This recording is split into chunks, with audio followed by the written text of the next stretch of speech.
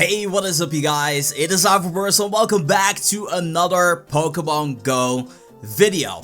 Now, there's been a lot happening in my personal life and that kind of explains why I took yesterday off. I didn't make any video whatsoever. There's so much happening right now. I'm gonna be moving house soon. I'm starting up my getting fit workout session with my personal trainer starting tomorrow. I actually hired a personal trainer so that way you guys cannot call me fat anymore like okay, just still people are gonna, you know, I don't care. I'm doing this more for me than I'm doing this for you, honestly, trust me. I just want to get fit, so I'm really stoked and excited about it, honestly. So I needed a day off to kind of recollect my thoughts, and YouTube is not the world, YouTube is not everything, and YouTube plays I'm married to YouTube, you know, it plays a very important role in my life.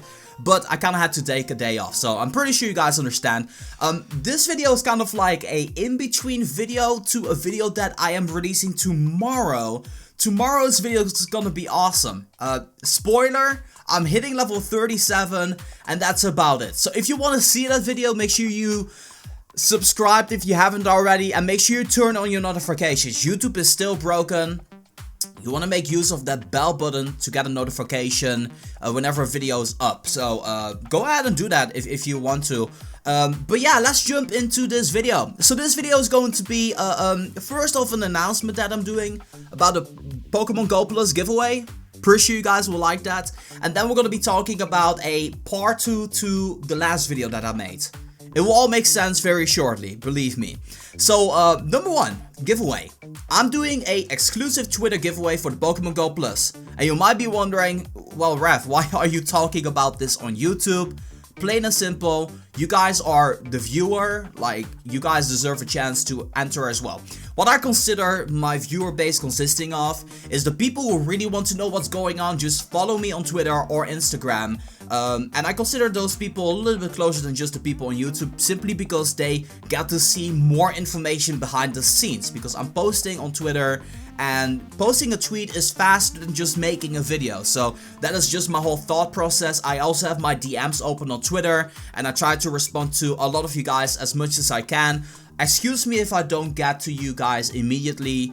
Sometimes your question just gets like lost in the amounts of questions or DMs that I'm getting. So please, you know, submit your questions again until you actually get noticed out there. But yeah, because of Twitter and giveaway, I'm doing a Pokemon Go giveaway. I'm giving away 3 of these bad boys to you guys on Twitter, and all you literally need to do is follow me on Twitter and retweet the tweet of the giveaway itself. It is all becoming very clear if you head over to the first link in the video description down below. There's an explanation, go read up on that. The tweet on itself, I just posted it on Twitter, has over 100 retweets already, and it's organically getting a lot over time. So make sure you participate.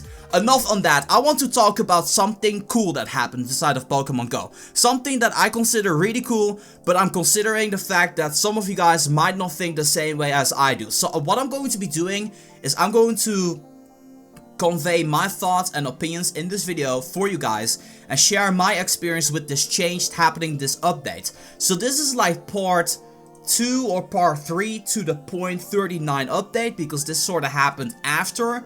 So this is like an update and a half. Anyway, let's jump in. Spawn points and Pokemon Nest have been removed or have been added inside of the game. That means that if you used to have a spawn point, let's say you had a Squirtle that spawned at the exact same time at the exact same location. That Squirtle might be gone, might have been changed to something else, might has become absolutely nothing, or there's something added alongside with that. We have no idea exactly how that is. This completely changed from the way nest changes were before. Like before we had nest changes and certain Pokemon would turn into another Pokemon. So you saw Pikachu turning into Ekans, you saw Ekans turning into Sandshrew, and so on and so forth. Right now we see Abra turning into Charmander. We see Nothing turning into Growlithe.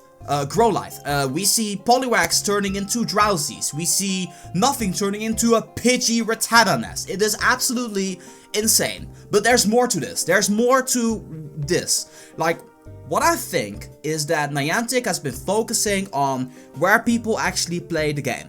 And they've decided to place spawn points in those exact locations. Like if there's a spawn point where nobody ever really gets there outside of getting that spawn, I'm pretty sure that Niantic removed that and located that somewhere that was a little bit more convenient for people to go there. And I think that is a great thing, but here's the issue. I am not sure if rural players that are not having a lot of Pokestops around them, will benefit from this. I sure as hell hope they do. Like, I really hope you guys in rural areas will gain some benefit out of this.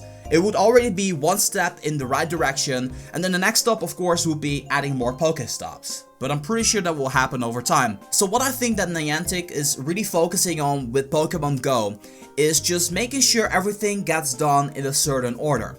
And whatever has the priority gets done first. So whenever the game got out, their first priority was not to add new stuff, it was to make sure that the servers were working again. And to them it didn't really matter that much that the tracker system, you know, it was still kind of a big issue, but it wasn't as big of an issue as to make the game actually work. The next thing was to actually roll out the game in several areas globally, so that way at least most of the population could play the game, right? You guys follow me here?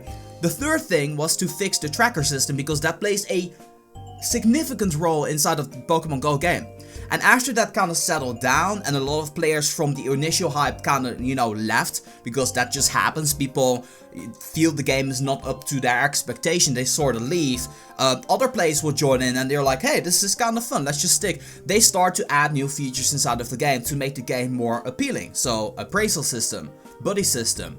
Hopefully the enhanced tracker will be done soon. I kind of feel that's kind of high on the list right now by now, but we don't know what's going on with Niantic. It seems that Niantic's priority was to make sure that the nests were changed up a little bit more, to the point where it was a little bit more appealing for the existing players to actually play the game. And if they've been doing that, then two big thumbs up from my side to Niantic for actually prioritizing things in a good manner. They could have already pushed out trades. They could have already pushed out so many things out there that aren't just ready yet. Like, I feel trading inside of Pokemon Go is not ready yet. I feel that battling each other in Pokemon Go is not ready yet. So I feel Niantic should take whatever it takes to completely make sure that everything is fully optimized to release it to the masses. Because I feel that Niantic, just like you guys, I feel Niantic should not make another mistake like as they did in the game. Like, let's be fair here. Whenever Pokemon Go got released, the game was just incomplete. It was incomplete, it was done too soon, and there were just two little factors that they considered. I've been watching an interview of Niantic, of John Hankey, getting interviewed by Recode, and they actually said that they just didn't have the time to train new people to get them worked on, because the work pressure or the workload was just so high. And now that is kind of, you know, evening out for them to kind of have a breather, they can start focusing on other things as well, and then hire new people into their relatively small group of 70 people. Like 70 people doing Pokemon Go, the biggest game of possibly all time. You know, that is something that's kind of a big thing. So they will probably double up in a certain point, you know. And I don't think Pokemon Go will die out. I think there are so many great ideas that Niantic will put out there. But that actually brings me to my point here. The title of the video, or the video subject, is the giant nest migration. So what does this mean?